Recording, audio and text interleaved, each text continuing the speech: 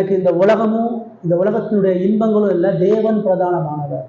எனக்கு உணவு சந்தோஷமும் இல்லை, தேவனது உறவு பிரதானமானது. அடையாளப்படுத்தக்கூடிய உபவாசம்.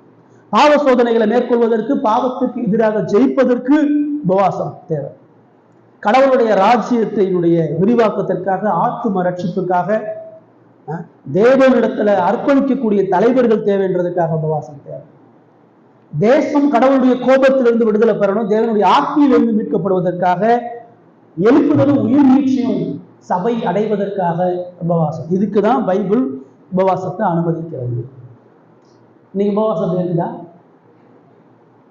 நீங்க எல்லாம் உபவாசம்னா புறஜாதி சிந்தனையில நபவாசம் தான் கடவுளை செஞ்சிருவாரு, நபவாசம் இருந்தால் கடவுளுக்கு அதை பெற்றுக்கொள்ளலாம், உபவாசத்தோட ஜெபம் பண்ண கடவுள் பதில் கொடுப்பாரு, உபவாசத்தோட ஜெபம் பண்ணு கடவுள் ஆசீர்வதிப்பாரு, உபவாசத்தோட ஜெபம் பண்ணு கடவுள் சுகத்தை கொடுப்பாரு.